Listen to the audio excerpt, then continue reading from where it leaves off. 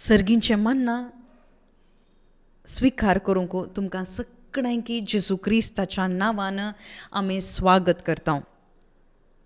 केन्ना आमी जेजूक भेटतांगी, जेजू लागीं येतांगी, एका मागण्या मुखांतर जावं पुरो वा उतरां वाचून जावं पुरो, एक मागण्याक वचून वा रिट्रिटाक वचून आमी वता आसतना आमी जेजूक भेटता. जेजूक भेटता आसतना आमचे भितर एक एक्सपेक्टेशन आसता. कित्याक म्हळ्यार आमी एका डॉक्टरा लागीं येता आसतना आमी एका एक्सपेक्टेशनांत येता. आमी एका शॉपाक वता आसतनाय आमकां एक एक्सपेक्टेशन आसता. एक पर्टिक्युलर शॉपाक आमी वेता, खालींगी एक एक्सपेक्ट करून आमी वेता, बेश्टे आमी वचना. फॉर एग्जाम्पल आमी एक वस्तुराच्या शॉपाक वस्तूर जाय जाल्यार आमी मोबायल शॉपाक वचना. मोबायल फोन काणगेचे जाल्यार आमी वस्तुराच्या शॉपाक वचना. आमी एक मेडिसीन काणगेचें जाल्यार आमी खंयच्याय एका जिन्साच्या आंगडेक वचना.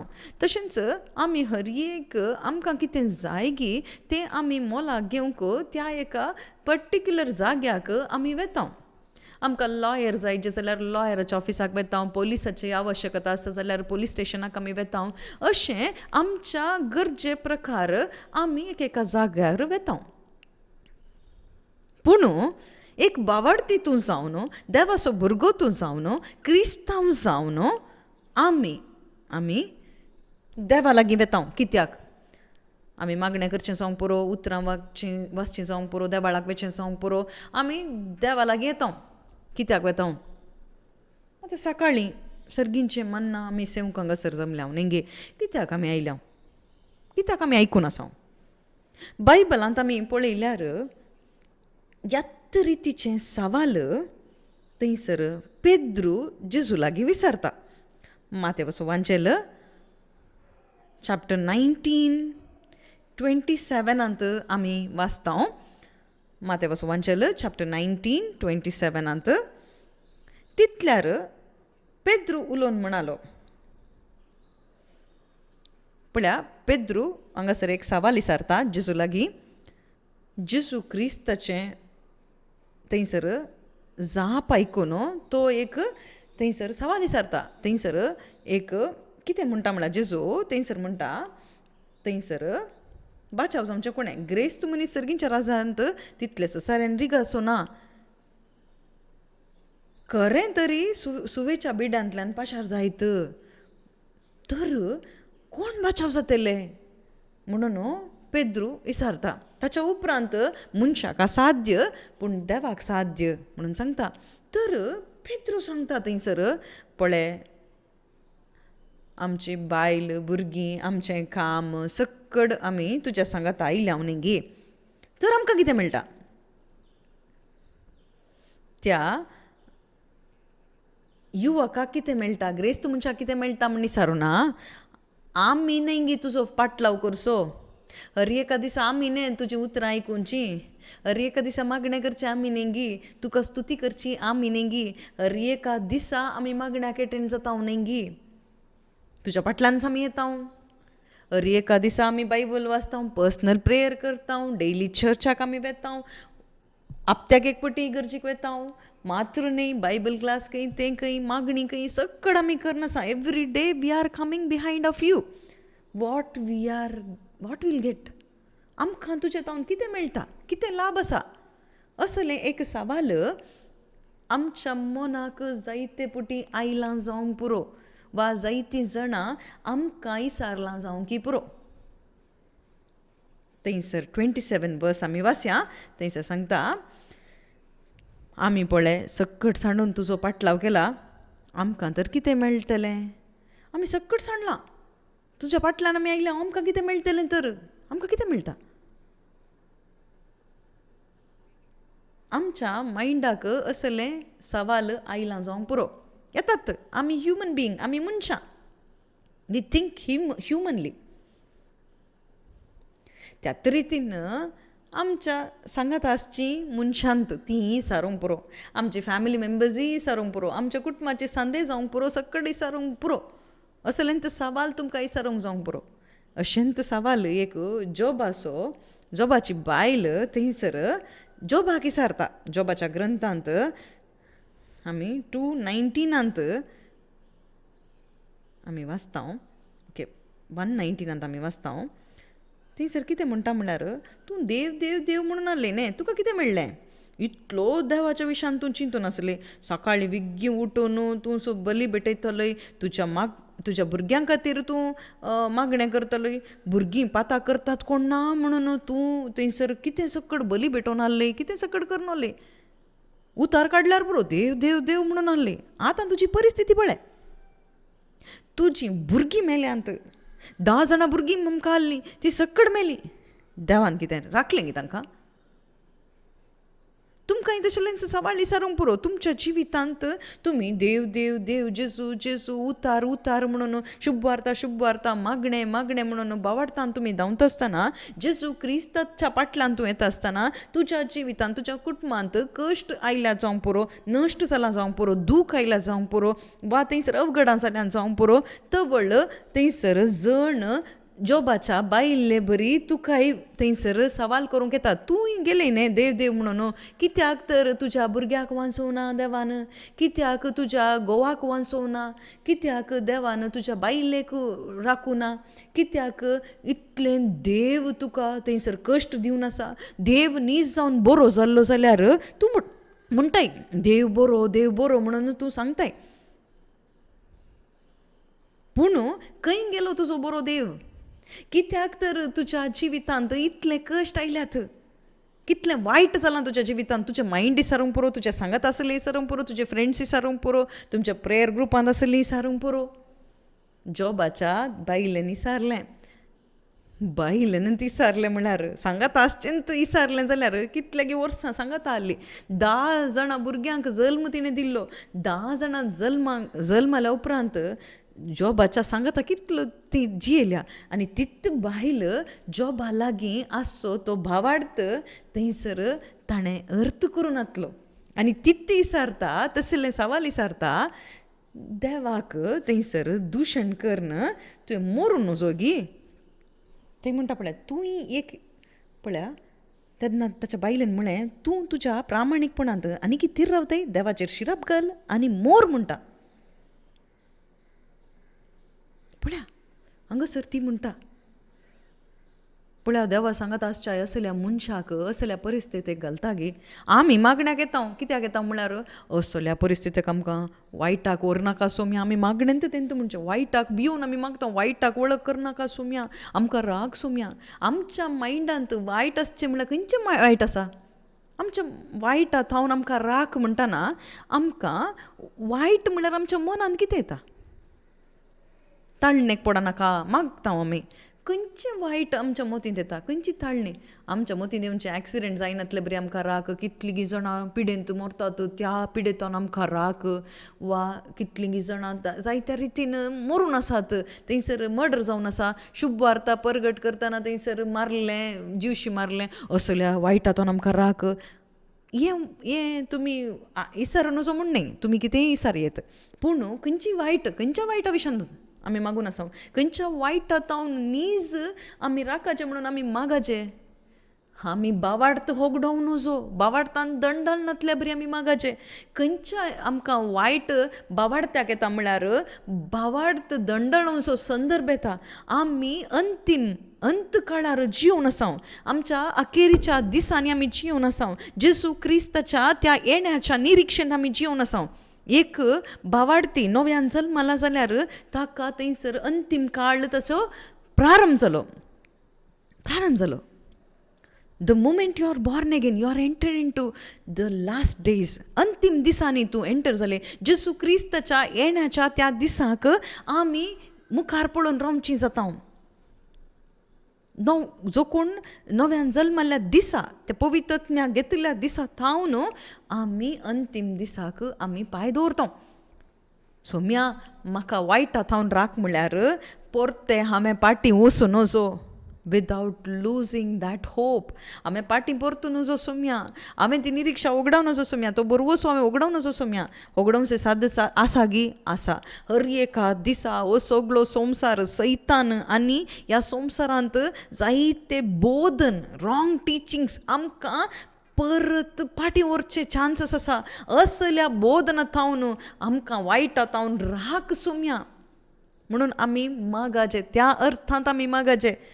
ते न्ही की हांव बसांत वेताना आमी बायकार येताना एक्सिडेंट जावन असो सोम्या आमच्या वायटान राख म्हणून. ती वायट न्ही. ह्या संवसारांत अत्मीक रितीचे जायती वायट आसा.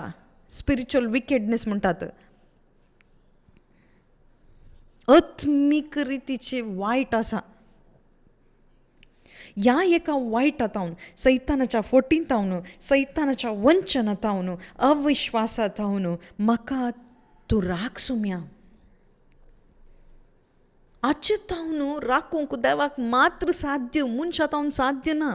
आतां तुमी थंयसर रोड क्रॉस करतना तुमकां एक गाडी आयल्यार कोणीय एकल्या मनशान ओडून तुका मनशान हेल्प करी येत.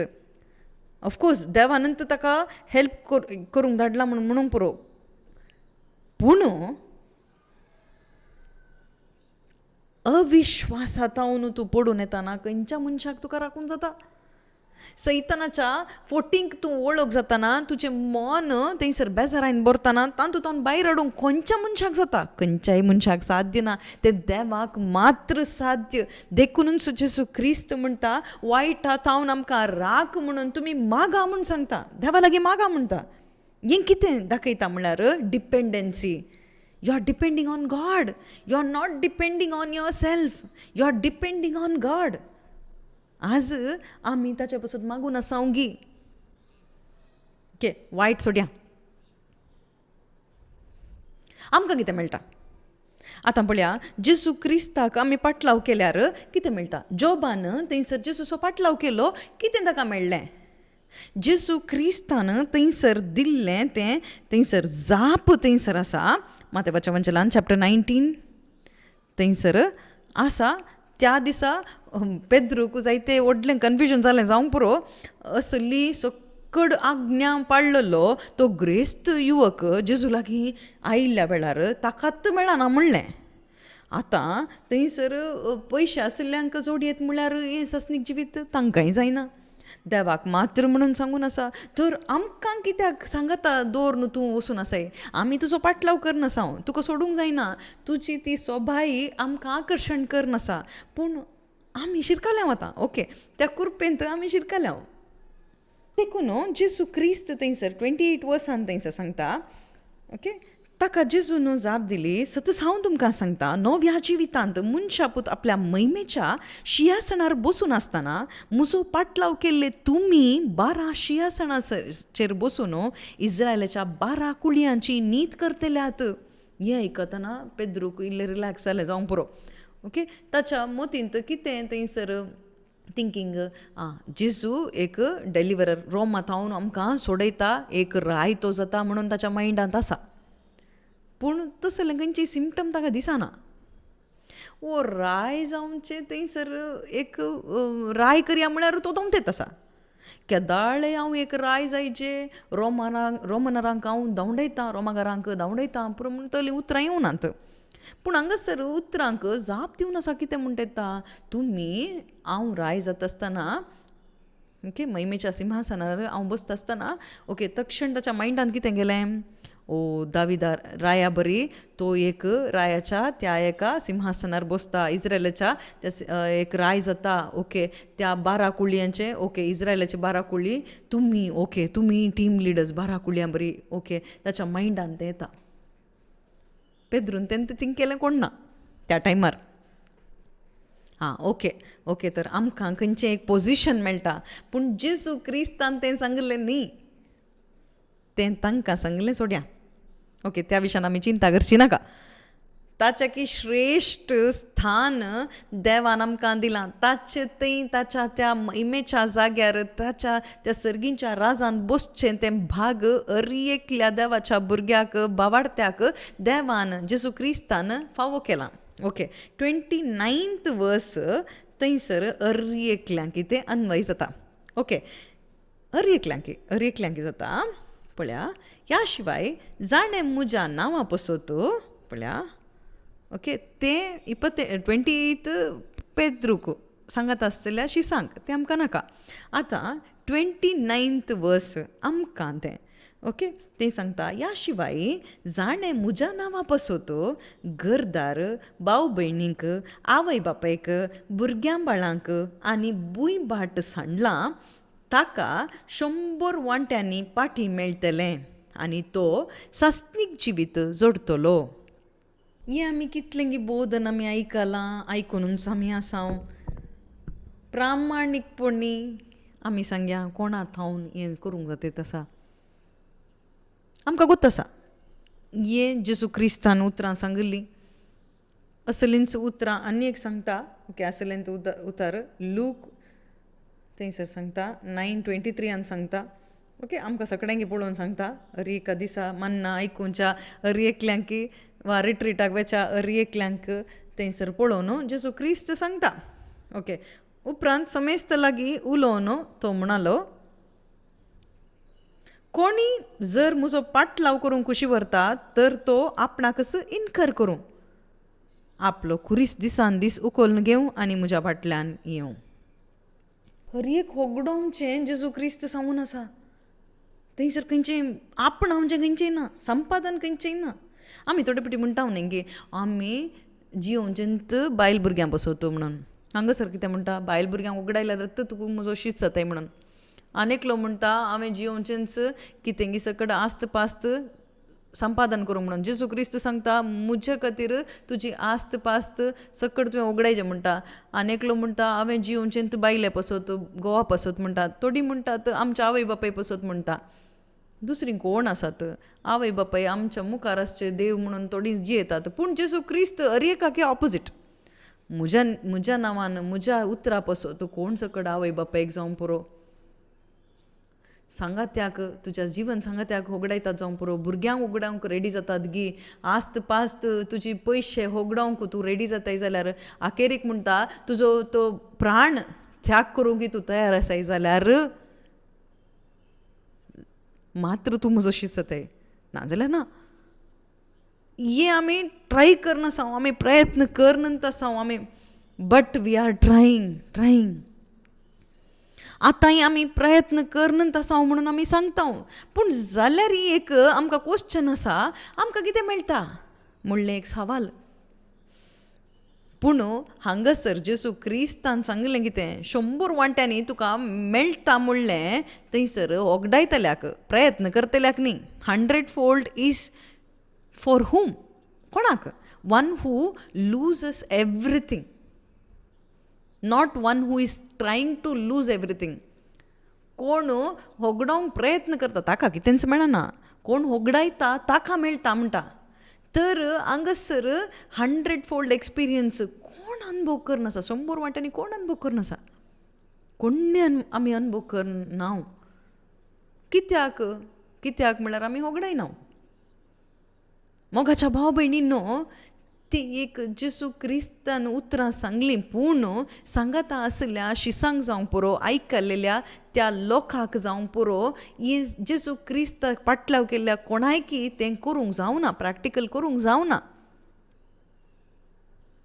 पूण आमकां गोत्त आसा नव्या सोल्ल्याच्या आमकां भुरग्यांक क्रिस्तांवांक गोत्त आसा हे this is the work of the Holy Spirit पवित्र आत्म्यान एकल्या व्यक्तीच्या वयर येत आसतना पवित्र आत्म्यान करचें काम जावन आसा. असो अर्थ कितें आमचे वयर पवित्रोत्मो येत आसतना पवित्रोत्मो आमकां कितें सांगून दिता म्हळ्यार पवित्रोत्मो जेजू क्रिस्ताचो महत्व शुभार्तेचो महत्व आमकां मनाक थंयसर हाडटा आनी पवित्र आत्मो शुभार्तेचो महत्व आमकां अनुभव जाता आसतना जेजू क्रिस्ताचो अनुभव आमकां जाता आसतना वी वील बी डिटॅच्ड फ्रॉम ऑल दीज थिंग्स. आमकां कितें सकट आसा गी खंयचेंय रिलेशनशीप जावं पुरो ह्या संवसाराचे खंयचेय संबंद जावं पुरो कितलेय व्हडलो श्रेश्ठ जावं पुरो आवय बापायचो थंयसर संबंद घोव बायलाचो संबंद all kind of attachment in this world we can be detached from this world only by the power of the Holy Spirit. देखून जेजू क्रिस्त सांगता आतां तुमी वचनाकात आतां तुमी अद्भुत पुरो पळयलें शुभ वार्ता तुमकां अर्थ जालें आतां तूं वचून शुभ वार्ता परगट करूंक तुमी गेल्यार खंडीत तुमी धांवन येतात फाटीं धांवन येतात वा ह्या असल्या संबंदांत शिरकोवन तुमी वद्दाड जाता तुमकां. पूण पवित्र आत्मो तुमचे वयर येताना तुमी सक्ते बंद जातात. थवळ तुमी म्हाका साक्ष दितल्यात म्हणटा. थवळ तुमी गेल्ल्या कडेन बायल्या विशांत, भुरग्यां विशांत तुमी चिंतिनात. हांव आतां बायबल काणयोन गेल्यार, शुभ वार्ता परगट करूंक गेल्यार, what about my children future, म्हज्या भुरग्यांचो फ्युचर कितें, आसो अर्थ तसो जावन आसा. ह्या विशयान तूं चिंतिनाय. हांव देव देव म्हणून गेल्यार आमच्या भुरग्यांक कश्ट आयल्यार, 10 जाण एकूच पुटी मेल्यार, आसपास वगडायल्यार, भलायकी वगडायल्यार, सांगत आसची बायलत सोडून गेल्यार, you are least bothered about those things, आसो अर्थ तो जावन आसा. पूण आमी करचें न्ही हें. You are following Jesus, then these things will be take place. हे 100 वांट्यांनी म्हळ्यार कितें म्हळ्यार, 100 वांट्यांनी मेळचें म्हळ्यार एका भुरग्याक वगडयल्यार 100 भुरगो मेळटा म्हणून न्ही. 100 फोल्ड म्हळ्यार फुलनेस, संपूर्ण संपूर्ण तूं जाताय म्हणून अर्थ. एक भुरगो आसून दी, एक बापय जावं पुरो, एक थंयसर बायल जावं पुरो, आवय जावं पुरो, आस्त पास्त जावं पुरो, संपूर्णता तुका मेळना. संपूर्ण तुवें जावचें, 100% मेळचें. ओके, म्हळ्यार संपूर्णताचें थंयसर संकेत जावन आसा. संपूर्ण तुवें मनशाक मेळचें केदाळा म्हळ्यार when he is detach from all these things, then attach with Christ, he can experience 100 fold contentment. थंय एक तृप्ती ताका मेळटा, 100 वांट्यांनी तृप्ती ताका मेळटा. सॅटिस्फॅक्शन म्हणून आमच्या जिवितांत मेळचें केदाळा म्हळ्यार when you are attach with Christ by the power of Holy Spirit only it is possible. पवित्रत्मेच्या सक्ते वरवीं मात्र तें साध्य जाता. मोगाच्या भाव भयणीनो, केदाळा आमी आत्म्याच्या बोळान बरतावंगी थवळ. We are least bothered about all these things. तो कितें सांगता, ही कितें सांगतात, ती कितें करतात, हांव कितें होगडायता, तें आमी थिंक करना, तें थिंक करूंक जायना. बट नाव आतां आमकां तें योचन येता, आलोचन तितता येता. थोडी सांगतात न्ही मागणें मागणें म्हणून तूं गेल्यार तुज्या आवय बापाय कोण पळयता, तुज्या भुरग्यांक कोण पळयता. आमी कितें वायट काम करूंक येता सांगी ना. शुभ वार्ते खातीर येता तसा काम करीचें न्ही, संपादन करीचें, हरीक मेंटेन करीचें. पळय तूं केदाळा देवा खातीर येता. तूं एक सवाल विचारता, जर तर तूं एका मनशा खातीर, एका कंपनी खातीर तूं वावरता आसतना तुका दिसपडतो ग्रास तुका कितें जाय गी तें कंपनी तुका प्रोवायड करता न्ही. तो मनीस तुका प्रोवायड करता, कुली म्हणून तुका दिता, सॅलरी तुका दिता, सांबाळ दिता, मेळटा. तर सगळो संवसार आकाशांनी भुमी रचलेलो, सर हर एक तो रचलेलो सर पदवेदार देव जेसू क्रिस्ता खातीर, ताच्या राजा खातीर तूं एक वावराडी जावन तूं वावुरतना तुका जेवण नासतना, खाण नासतना, तुका वस्तूर नासतना तो सोडीत की. तुका जाय जाल्लें गरजेचें कितें सकड तूं जर तर सिंहाच्या दोलींत शिरकलाय जाल्यार थंय तुका सप्लाय करचो देव. तुका उज्यान ती तुका घालां जाल्यार थंय तुका फॅनाचें वारें तुका गुंचे बरी करता. त्या उज्याक तुवें थंयसर नास जायनातले बरी तो पळयता. आमचो देव आमच्या लेकार आमी अंडरएस्टिमेट करनासा. जेसू क्रिस्त कितें सांगून आसा, तुमी खोटे जावन असून न्ही तुमच्या भुरग्यांक बरेंच दिता जाल्यार सर्गीचो म्हजो बाप ताका इसारतल्याक, ताच्या भुरग्यांक सर्गीचो बाप ताच्या पाटल्यान बापा अब्बा म्हणून आपोवच्या भुरग्यांक सोडून सोडटात गे ना, बिलकूल ना. तांचे कितें गरज आसा तांकां थंयसर 100 वांट्यान दिताच. 100 वांट्यांनी म्हळ्यार कितें, आमी एका कंपनीक गेल्यार 100 रुपया थंयसर आमकां सांबाळ मेळटा, जेजूला गेल्यार 10 लाख मेळटा म्हणून गे न्ही न्ही न्ही न्ही, पयशे मेळटा म्हणून न्ही. वा आमकां घरांत एकलो भुरगो आसा, एकच बायल आसा, एकच घोव आसा, 100 म्हणटा 100 वांट्यांनी म्हणटा 100 बायलो मेळटात म्हणून गे न्ही, तशें न्ही, त्या रितीन न्ही. You we'll get the 100 fold satisfaction. एक बायल काणयोन सॅटिस्फॅक्शन नासतना दुसऱ्या सांगात येतात. कितले जाणां भुरगीं आसात जाल्यार थंयसर सॅटिस्फॅक्शन ना तांच्या जिवितांत. आवय बापाय आसल्यार सॅटिस्फॅक्शन ना. एक न्ही 100 तुमकां थंयसर बापाय आसल्यार बायलो असलेली सॅटिस्फॅक्शन आसना. ह्या संवसाराच्या खंयच्याय संबंध तावन तुका 100-fold रिजल्ट मेळना. Only when you walk with Jesus. जेजू क्रिस्त सांगता तूं चलतना, जेजू क्रिस्ता खातीर तूं जियेतना, तुजो कुरीस व्हांवून तूं जियेत आसतना you can experience that 100-fold. तांणी तें अनुभव केलें. कशें साध्य जालें तांकां? पवित्र आत्म्याच्या त्या बळान, त्याच पवित्र आत्म्याच्या बळान जर तर हांवें आनी तुवें भरल्यार आमकांय तेंच आमकां एक्सपिरियन्स जाता. हांगासर आमी कितें सकड मोल दिता गी तें सकड आमकां मोला दीक जायना. जेजू क्रिस्त सांगता न्ही, म्हज्या नांवान शुभ वार्ते खातीर कोणी जर तर आपलो जीव सोगडायता जाल्यार पळया कितें करता. जो कोण आपलो जीव वांचूंक सोदता तो आपलो जीव होगडायता, पूण जो कोण म्हजे पासून आपलो जीव होगडायता तो आपलो जीव निजायके वाटयता. तर वाचूंक सोदतना आमी कितें वगडायता? सस्नीक जिवीत वगडायता. आयची क्रिश्चानिटी आमी पळोवंक गेल्यार यू आर गेनींग ऑर लुजींग. डेली इगर्जीक वचून रिट्रिटाक वचून मागणें करन आमी सस्नीक जिवीत वगडायतांगी आमी जोड नासांगी. खंयच्या परिस्थितीन आमी आसां चिंतून पळोवया. आमच्यांत जायतीं जाणां जोडचें सोडून आमी वगडावन आसां. खंयचें वगडावन आसां? सस्नीक जिवीत आमी वगडावन आसां. खंयचें एक डिसेप्शन जावन आसा.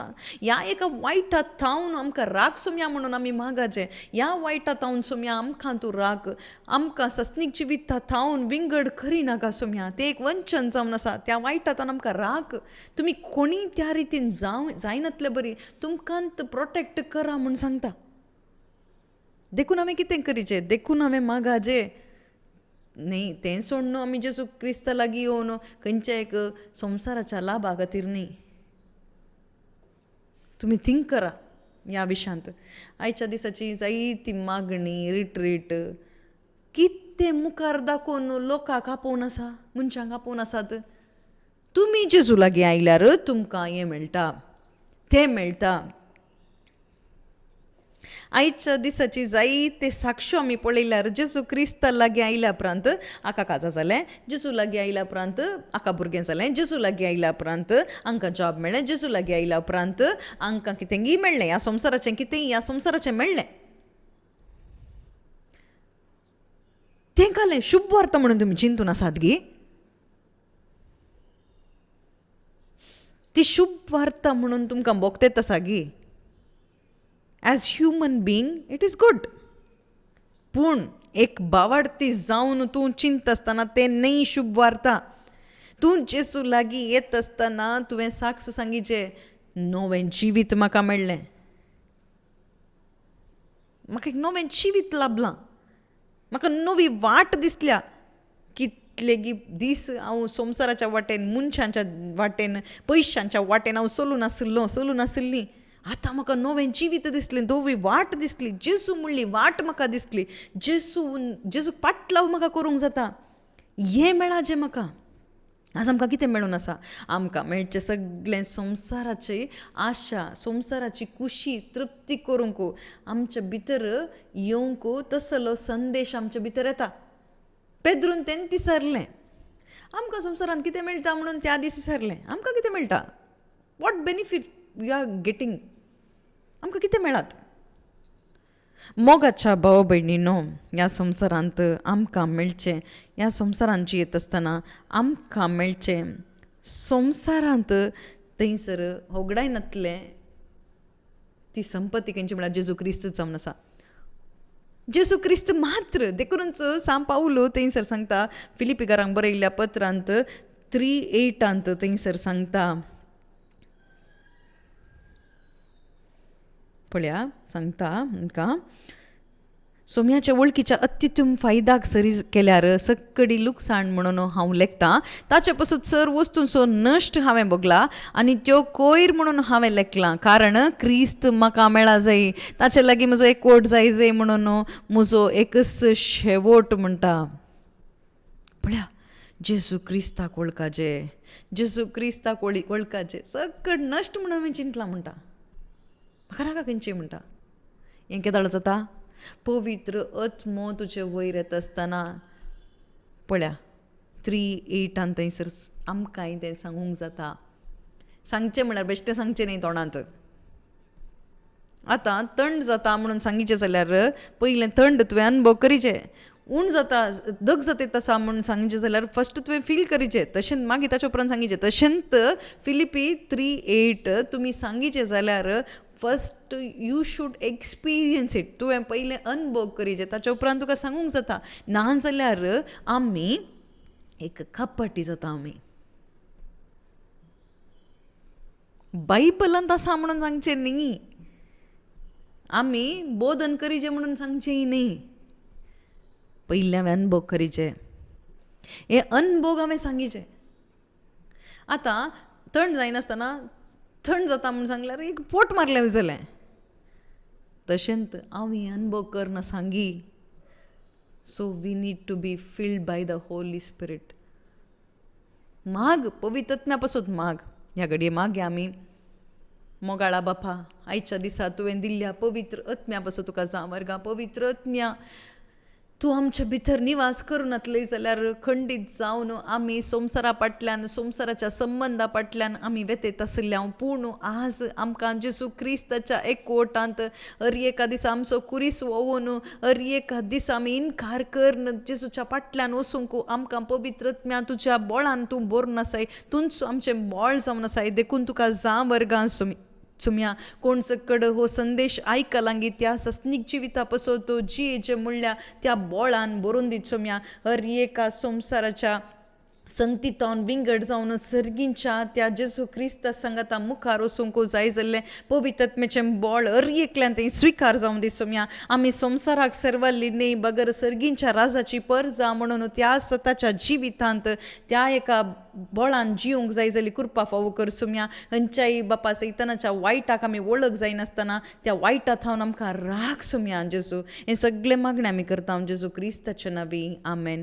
जेजू क्रिस्त सामसो सोमी आतां आनी सदांच सर्वदा जेजू क्रिस्त सामसो सोमी. कित्याक राजवट की पदवी आनी महिमा तुजी ससनाच्या ससनाक. आमेन.